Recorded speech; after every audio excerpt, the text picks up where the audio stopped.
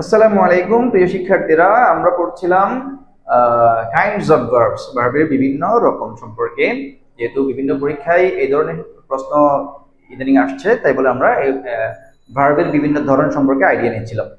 গত ক্লাসে আমরা পড়েছিলাম এক ধরনের ভার্ব নন কনক্লুসিভ ভার্ব। নন কনক্লুসিভ বলেছিলাম কোনগুলো? যেগুলো আমাদের মেন্টাল অ্যাকশন বোঝায়, আমাদের আবেগীয় ইমোশনাল অ্যাকশন বোঝায়, অথবা আমাদের সেন্সের সাথে মানে পাঁচ ইন্দ্রিয়ের সাথে রিলেটেড যে কাজগুলো আছে সেগুলোকে আমরা বলেছিলাম কি verb of perception, verb of sense বা ভার্ব অফ পারসেপশন বলে।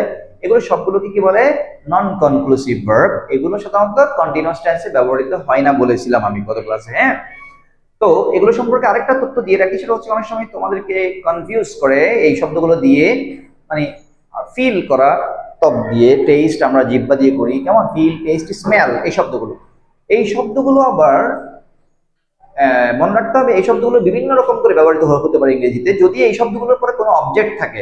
অবজেক্ট থাকলে কিন্তু ওগুলো নন কনক্লুসিভ ভার্বের মধ্যে পড়বে না, বা এগুলো কি হবে না, ওই যে এটাকে আরেকটা নাম দেয়, এটাকে কোয়েসাই প্যাসিভ বলে, কোয়েসাই প্যাসিভ।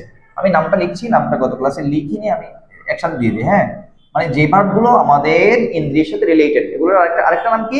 এগুলোকে ভার্ব অফ পারসেপশন বলে, ভার্ব অফ সেন্সেস বলে, কোয়েসাই প্যাসিভও বলে এগুলোকে। হ্যাঁ, এই এই ভার্বগুলোর ক্ষেত্রে কখন এগুলোর নাম কোয়েসাই প্যাসিভ হবে, কখন এগুলোকে ভার্ব অফ পারসেপশন বলবে? যখন কিনা এগুলোর কোনো অবজেক্ট থাকবে না। যেমন অবজেক্ট থাকলে ওগুলো ট্রান্সিটিভ ভার্ব হয়ে যাবে। যেমন the doctor is feeling my pulse, doctor আমার পালস দেখছেন, মানে তাহলে ডাক্তার কি ফিল করছে? আমার পালস। এটাতে কির উত্তরটা আছে, কি কাকের উত্তর থাকা মানে এটার অবজেক্ট আছে। অবজেক্ট থাকা মানে হচ্ছে এগুলো এটা ট্রান্সিটিভ ভার্ব, নরমাল একটা ট্রান্সিটিভ ভার্ব হয়ে গেছে। ঠিক আছে, এগুলো কখন এই ভার্ব অফ পারসেপশন হিসেবে নিব আমরা? যখন এগুলোর অবজেক্ট থাকবে না, আর এগুলোর মিনিংটা অনেকটা প্যাসিভের মতো হবে। আমি যদি বলি যে এভরিথিং ফিলস ওয়েট, সবকিছু ভেজা ভেজা লাগছে, সবকিছু কি নিজে ফিল করতেছে নাকি আমরা ফিল করতেছি? যার কথা বলা হবে সে কাজ করবে না, তাহলে মনে করবো যে এটা কি ভার্ব অফ পারসেপশন, ওয়েসাই প্যাসিভ, বা যে কোনো যে নামই বলি না কেন আমরা। ঠিক আছে, তখন এগুলোকে নন কনক্লুসিভ হিসেবে আমরা নিব। আচ্ছা, আমরা গত ক্লাসের একটু করে রিভিউ করলাম। এরপরে আমরা আজকে লিখেছি চার রকমের ভার্ব। একটা হচ্ছে কি কজেটিভ ভার্ব। কজেটিভ ভার্ব কাকে বলে? এটাকে বাংলায় প্রযোজক ক্রিয়া বলে। অর্থাৎ কিছু ক্ষেত্রে আমরা নিজে কাজ না করে অন্যকে দিয়ে করানো বোঝাই। যেমন মনে করো সি হচ্ছে নিজে দেখা, শো অন্যকে দিয়ে দেখানো, অন্যকে দেখানো। ইট নিজে খাওয়া, ফিড হচ্ছে অন্যকে খাওয়ানো। The mother is feeding her baby, মা তার বাচ্চাকে খাওয়াচ্ছেন, উনি তো খাচ্ছেন না, খাওয়াচ্ছেন, অন্যকে দিয়ে খাওয়াচ্ছেন, খাওয়ার কাজটা অন্যকে দিয়ে করাচ্ছে। রিড নিজে পড়া, টিচ অন্যকে পড়ানো। অর্থাৎ কি, আমি নিজে পড়ছি না, অন্যকে দিয়ে পড়াচ্ছি। তাহলে এই ধরনের অন্যকে দিয়ে করানো বোঝালে এটাকে পজিটিভ বলে। তবে ইংরেজিতে অরিজিনালি এই ধরনের ওয়ার্ড বেশি নেই, এই জন্য ইংরেজিতে কি আছে, একটা স্ট্রাকচার আছে। যেমন আমি করি, এটা আই ডু আছে, কিন্তু আমি করাই এই ইংলিশটা ইংরেজিতে নাই। তাহলে এটা কি করতে হয়? ইংরেজিতে তৈরি করে নিতে হয়। তৈরি করার জন্য কি কি আছে? এই মেক, হ্যাভ অথবা গেট এর সাথে পার্সন প্লাস ভার্ব। ঠিক আছে, মেক, হ্যাভ, গেট এগুলোর সাথে যখন পার্সন কোনো ব্যক্তি এবং প্লাস ভার্ব থাকে, তখন মনে করতে হবে এগুলো কজেটিভ ভার্ব। কেমন হেল্পের ক্ষেত্রে এগুলো ব্যবহার, হেল্প, লেট এগুলোও ব্যবহার হয় এই ক্ষেত্রে। কেমন লেটের তো আলাদা মিনিং আছে, অনুমতি দেওয়ার অর্থে। তাহলে আমরা বেশিরভাগ দেখবো যে কি মেক, হ্যাভ এবং গেটের সাহায্যে ব্যবহৃত হয় এগুলো। মেক, হ্যাভ, গেটের সাথে যখন কোনো পার্সন থাকবে, এরপরে যখন কোনো ভি ওয়ান থাকবে বা টু প্লাস ভার্ব থাকে, গেটের ক্ষেত্রে টু প্লাস ভার্ব থাকে, তখন আমরা কি মনে করবো? মনে করবো এটা কজেটিভ হিসেবে ব্যবহৃত হচ্ছে এই নামটা, তাহলে এই ভার্বের নামটা হবে কজেটিভ। আচ্ছা, আমরা পজিটিভ সম্পর্কে আইডিয়া নিলাম। পজিটিভের ক্ষেত্রে তাহলে আমি যদি বলি যে আমি করি, আই ডু, কিন্তু আমি করাই, আমি তাকে দিয়ে কাজটা করাই, তাহলে বলতে হবে কি I make him do it, I make him do it. কেমন এইভাবে আর কি। এরপর আসি আমরা আরেকটি ভার্ব দেখতে পাচ্ছি, এটা হচ্ছে ইনকোয়েটিভ। এটা একেবারেই তোমাদের জন্য হয়তো নতুন, অনেকেই হয়তো নামও শুনোনি।